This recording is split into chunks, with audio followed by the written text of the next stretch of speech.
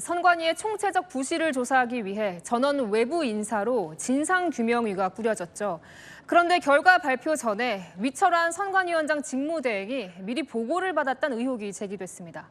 진상규명위의 독립성을 강조했던 위 대행을 향해 국회에선 위증 논란까지 불거졌습니다. 강보인 기자입니다. 지난 1차 회의 때 선관위 진상규명위원회 독립성을 강조하며 개입한 적 없다고 밝혔던 위철환 중앙선관위원장 직무대행. 전원 외부 인사로 구성된 독립적인 진상규명위원회의 철저한 확인을 거쳐서 하지만 발표 전 조사 결과를 미리 보고받았다는 의혹이 제기됐습니다. 발표하기 58분 전에 진상규명위 결과 보고서라는 파일이 인쇄가 됐습니다. 선관위 진상규명위원장은 관련 의혹에 선을 그었습니다. 전혀 저한테 의논한 일도 없고 저는 그 자체가 용납할 수 없는 일입니다. 위 대행이 국회에서 위증을 한 것이라는 질타가 이어졌습니다. 국정조사 1차 기간 보고서의 핵심 진술이 위증이자 허위로 확인된 바 말씀을 올립니다. 선관위는 발표 직전 통보받은 것으로 요청한 것이 없다고 했습니다. 그런 거 없습니다.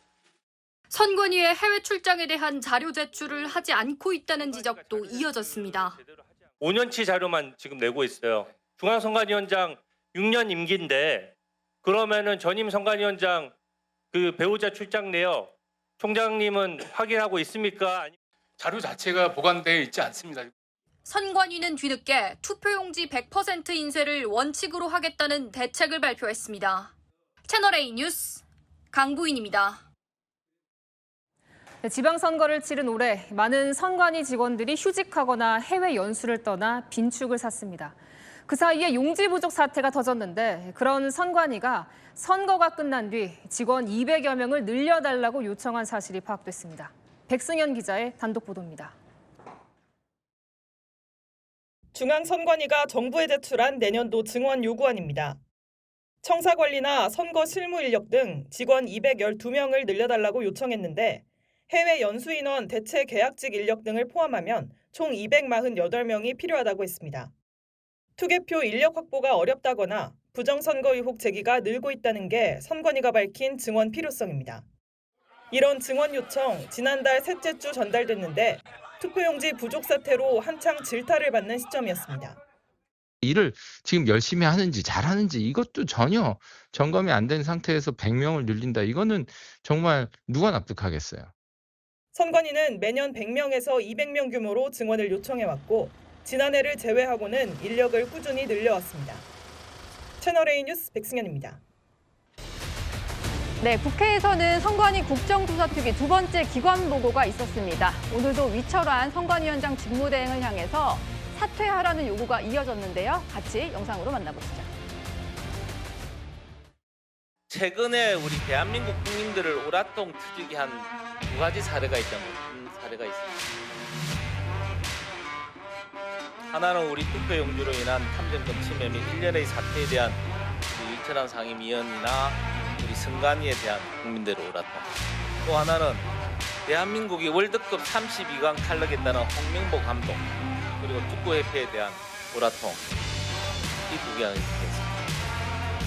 그런데 이 두 가지 오랏통 중에 어느 것이 더 분노 게이지가 높다고 보십니까? 우리 상임위원 말씀 한번 해주시죠. 지난번에도 제가 말씀드렸지만 오늘 기간 보고시까지 거치 결정 안 하실 거죠? 그대로 버티실 거죠? 예? 답변 한번 해보세요. 존경하는 서 의원님 말씀을 제가 아주 무겁게 받아들이고 있습니다. 그리고 그동안에 또 많은 국민들의 생각을 해봤습니다. 이런 상황에서는 그렇게 결정하는 것이 더 무책임하다. 지금 더 큰 여러 가지 어려움을 이야기한다면 의원님들이나 국민들에게 더 죄송스러운 상황이 된다.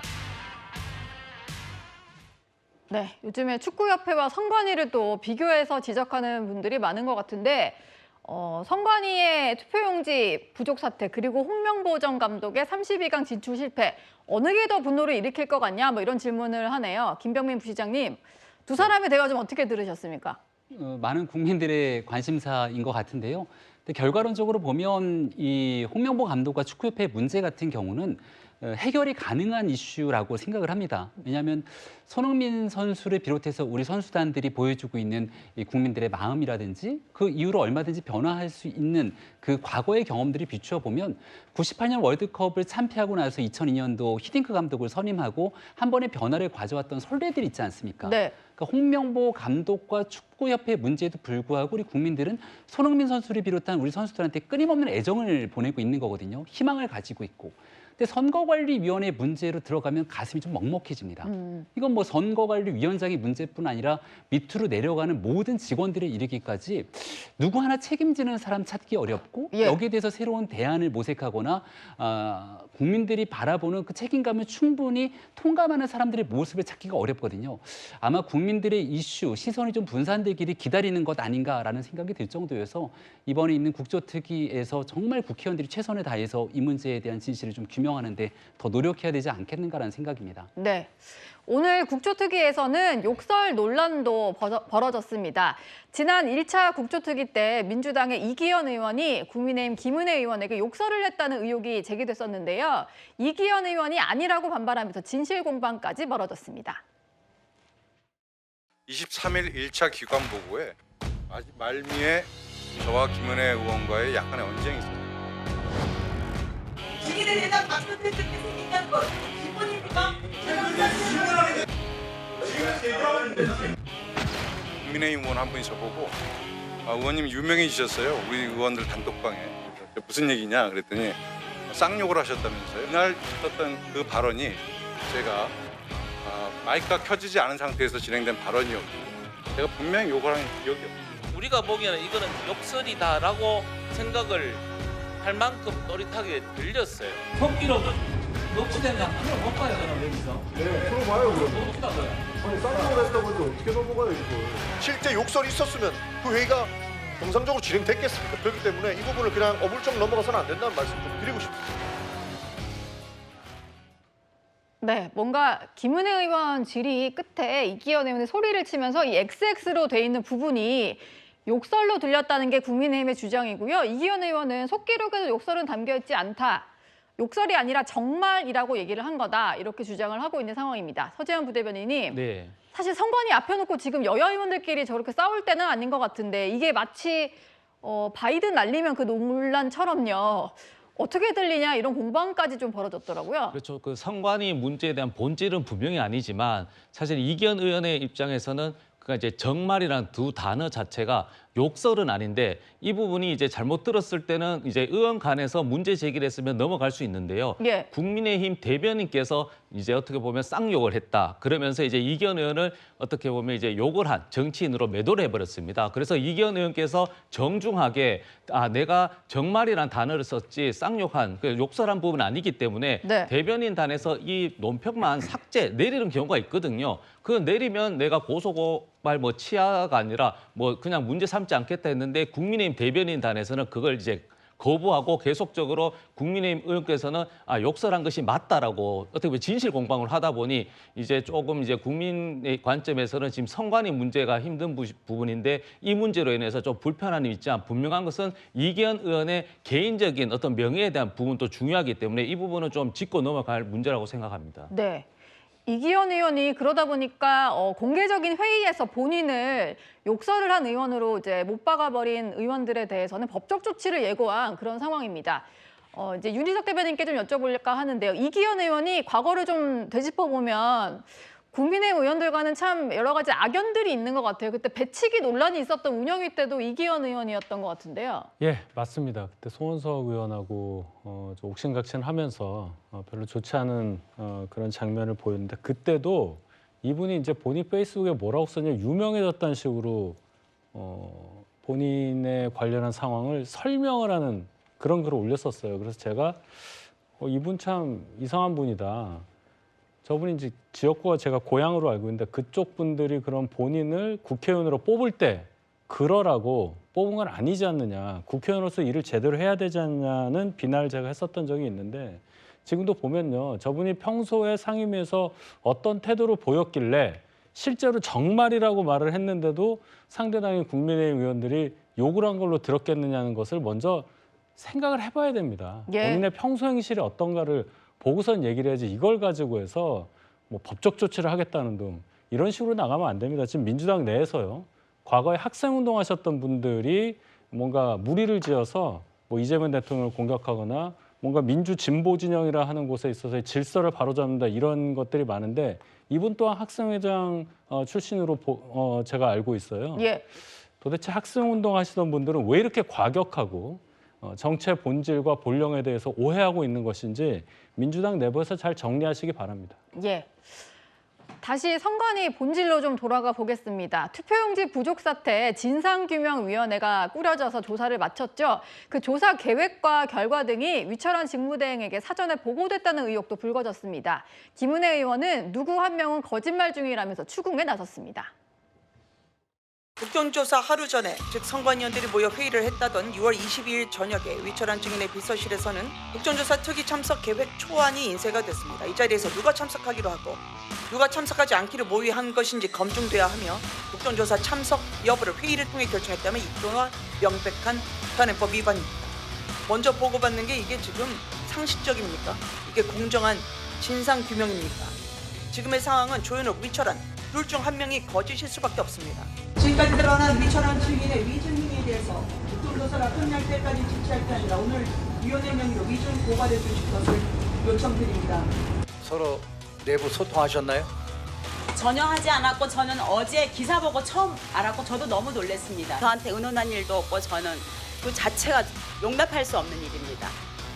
그럼 위철한 증인 사전 협의 뭐 그런 거 없었습니다. 없었습니까?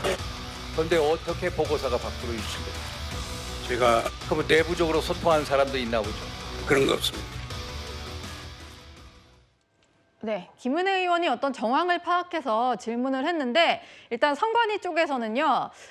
직전 통보였다, 뭔가 조율을 하기 위한 사전 통보는 아니었다 이렇게 설명을 하고 있는 것 같습니다. 차재원 교수님, 예. 사실 이 진상규명위원회가 꾸려졌을 때도 선관위 내부적으로 지금 셀프 조사를 하는 거냐 뭐 이런 논란이 있었는데 내용이 직무대행에게 좀 사전에 좀 알려졌다면 이것도 논란이지 않을까요? 그렇죠. 뭐 사실 그러니까 이 진상조사위를 꾸릴 때 선관위에서 가장 강조했던 것이 독립적인 기구라는 거였잖아요. 예. 그리고 전부 다 외부의 전문가들을 인선을 해서 명명백백하게 그리고 또 객관적으로 조사를 하겠다는 그런 차원에서의 독립적인 조사를 이야기했는데 조사뿐만 아니라 사실은 결론 그리고 대국민 보고까지도 다 독립적인 기관에서 독립적으로 해야 되는 것인데 물론 뭐 본인들 말로는 그러니까 지금 대국민 보고 직전에 보기만 했다고 이야기는 하지만 그 의도가 뭐였을까요? 자신들에게 정말 불리한 것들 같은 경우는 조금 시간 말미에만 있다고 하실 경우에 일종의 내용을 마사지라도 좀 하려는 그런 의도를 갖고 있었다는 의구심을 분명히 불러일으킬 수밖에 없는 상황이라고 한다면 아직까지 선관위가 이번 사태에 대해서 정말 정신을 덜 차려도 훨씬 덜 차렸다는 질타에서 자유롭지 못할 것 같습니다. 예. 물론 뭐 진상조사위 결과에 어떤 영향을 미쳤다는 것은 드러나지 않은 그런 상황입니다. 주진우 의원은요, 노태학 전 중앙선관위원장의 부부 동반 해외 출장에 대해서도 문제를 제기하고 있는데요. 선관위의 자료 제출 답변에 대해서 지적했습니다. 제가 자료 제공 요구를 했어요. 전 선관위원장 배우자랑 같이 간 해외 출장 내역을 내라. 근데 5년치만 보관하고 있다는 식으로 답변이 왔습니다. 지금 뭐 장난합니까? 지금 선관위원장 해봤자 지금 몇 분이나 된다고 파악하고 있습니까? 있는 건 있는 거대로 지금 바로 제출하세요. 지금 현재는 갖고 있지는 않습니다. 갖고 있지 않더라도 기억에 의존하든지 해야 되는 거지 지금 국민 앞에서 장난하는 것도 아니고 감추겠다는 겁니까? 절대 아닙니다. 강제 수사를 통해서만 확인할 수 있다는 거잖아요. 지금 본인 얘기는 5년만 회계 자료를 법률에 의해서 보관할 수 있기 때문에 수사기관이 알아서 압수해가든지 우리가 자발적으로 못 내겠다. 이렇게 답변하는 걸로 들리는데 그렇게 알아도 되는 겁니까? 아닙니다. 그 자발적 저희들 갖고 있는 자료를 제출하지 않는 게 아닙니다. 자료 자체가 보관되어 있지 않습니다. 5년 보관되어 있지 않더라도 이 정도 됐으면 본인들이 그걸 사실관계 조사를 해서 보고를 해야죠. 일종의 바지 사장 같이 선거관리위원장을 해놓고 그냥 사무처가 따라가는데 위원장님 이거 한번 가셔야 됩니다 하면 따라간 거 아닙니까? 그래서 부인까지 동반하셨죠. 네, 그거에 대한 그렇습니다. 비용이 얼마입니까? 제가 이제 아직까지 그 자세한 자료를 요청을 해놓은 상태고, 다만 언론 보도를 비춰보면 3번에 걸쳐서 이 직원들하고 다 합쳐서 이렇게 그 중에서 배우자가 든 비용이 아마 항공료는 한 3,300여만 원인 것 같고, 그 외 나머지 체재비, 식비 이런 부분은 자료 요청을 해서 오는 대로 그 부분에 관해서 바로 국고에 반납을 하든지 아니면 적절한 방법으로 사회에 다시 하도록 하겠습니다. 뭔가 선관위의 자료 제출이 좀 원활하지 않은 것 같습니다. 중앙선관위원장의 임기가 6년인데 5년치 정도만 보관을 하고 있다, 이런 답변이 온 모양이에요. 김병민 부시장님, 네. 이게 공무원도 아닌 부인을 함께 출장에 대동한 것도 문제인데 관련 자료가 잘 오지 않는 상황인 것 같습니다. 국조를 받을 준비가 전혀 안 돼 있는 것 같다는 생각이 듭니다. 선관위에 대해서 국민들께서 공분하고 있는 여러 가지 이슈들이 있는데, 그중에 선관위 직원들이 해외 휴양지를 출장을 갔던 거 첫 번째로 가장 큰 공분이 있었고, 예, 몰디브 갔던 거요. 네, 맞습니다. 그리고 노태학 전 위원장이 아내와 함께 갔다. 이거는 아마도 공직에서 일을 해본 사람이라면 도저히 있을 수 없는 일이라는 걸 다 알 수 있을 거거든요. 아내와 같이 갔다는 것만으로도 문제가 되는데, 아내가 갔던 비용을 국고 혈세를 통해서 낭비했다는 건 있을 수 없는 일이잖아요. 네. 여기에 대해서 지난번에 물어보니까 여성 참정권 운운하는 답변 때문에 태도 논란이 있었습니다. 그러면 이게 그 당시 아마 해명하는 내용들이 헌법기관장으로서의 전례 예우를 따랐다, 이렇게 아마 답변했던 거로 기억이 나는데요. 네. 그런 답변을 했으면은 그 지난 기간 동안에 도대체 어떤 일들이 있었는지 확인해야 될 거 아닙니까? 실제 전례였는지 이런 것들이요. 5년의 기간이라고 한다면 선관위원장의 임기가 6년이잖아요. 그러면은 이 기간 동안 자료가 없는데요라고 하면 그 전에 것들을 지금 현재 안 갖다 주게 되는 건데요. 선관위원장만 나간 게 아니라 여기에 그 선관위원장을 보좌하기 위한 직원들이 반드시 따라 나가잖아요. 네. 선관위 자체에 대한 전수조사를 하다 보면은 이게 법률적인 근거들을 갖고 있지 않더라도 얼마든지 이때는 누가 나갔고 했던 내용들을 통해서 확인이 가능합니다. 지금 국정조사를 통해서 저렇게까지 답변한다 그러면 국정조사 무용론을 통해서 결국은 특검밖에 이 내용들을 입증할 수 없다는 것을 선관위 스스로가 증명해 보이고 있다고 생각합니다. 네. 국민의힘의 박수민 의원은요, 투표용지 부족 사태에도 선관위 간부들이 6월 월급을 받았냐 이렇게 따져 묻기도 했습니다. 6월 수당은 수령하셨습니까? 어떻게 되셨습니까? 6월 제가 8일까지 지명 해제가 되었기 때문에 그 아마 일할로 해서 보통 그렇게 계산되는 것으로 알고 있습니다. 그럼 사무총장 직무대리님, 네. 어제 결제 상신이 올라왔을 텐데 결제하셨나요? 어떻게 됐나요? 네, 어제자로 결제 처리했습니다. 그럼 6월 달도 노태학 선관위원장님 수당이 지급된 거네요, 활동비하고? 일할 계산으로 하게 됩니다. 일할 계산으로? 네. 이 사고가 났는데 오만석 위원장님, 네. 6월 수당 지급 받으셨습니까? 확인해 보지 못했습니다. 서울 선관위 나오셨죠? 사무처. 결제했습니까?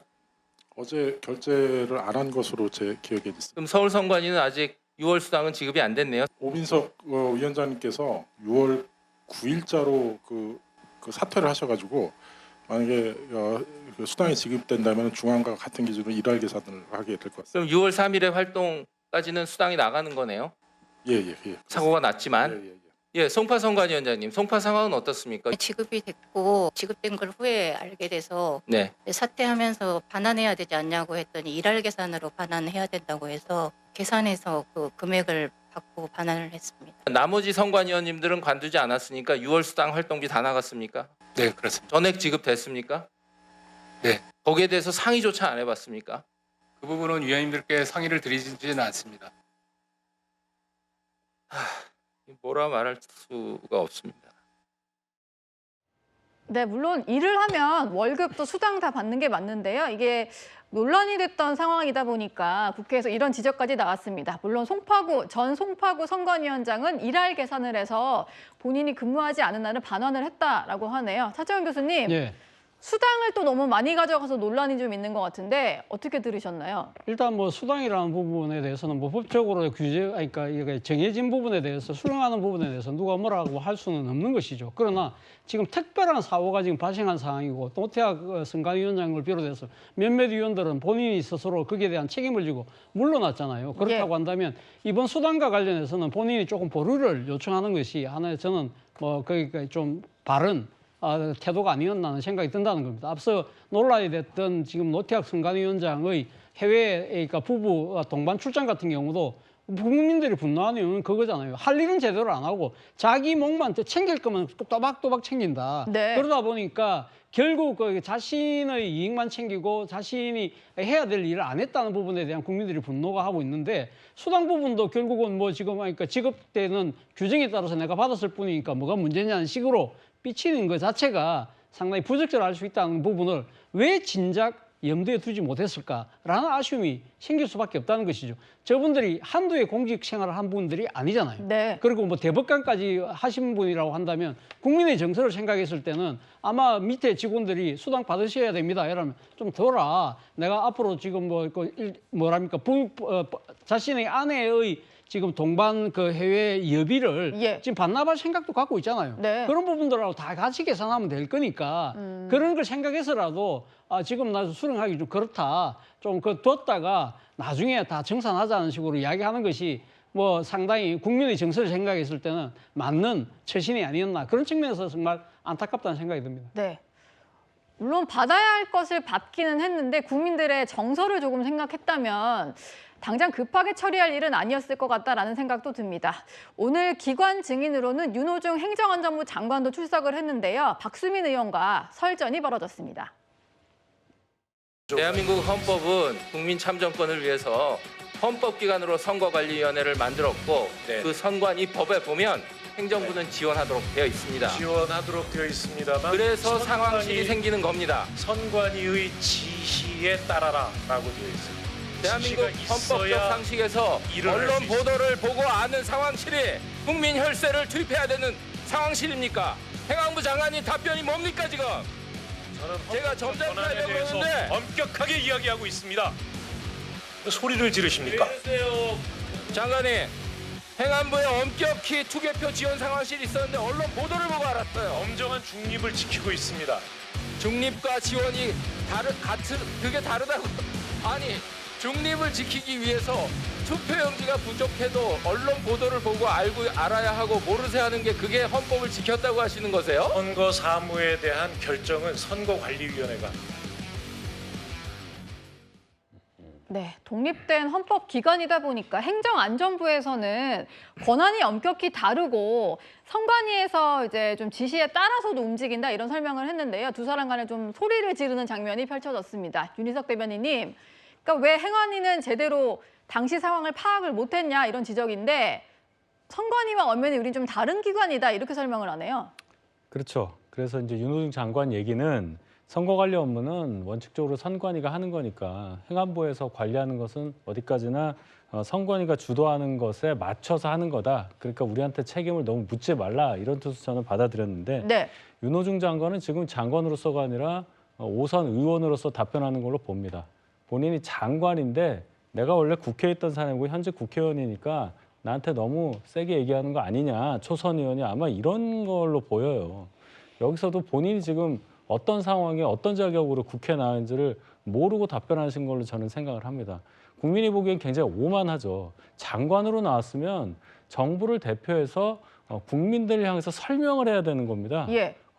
선관위와 관련해서 선거관리 업무가 이렇게 짜져 있고 행안부가 할 수 있는 이런 얘기를 차분하게 설명을 하고 다소 질문하는 의원의 어떤 답변, 그 질문 그 태도가 좀 공격적이라 하더라도 본인도 많이 그렇게 해봤잖아요.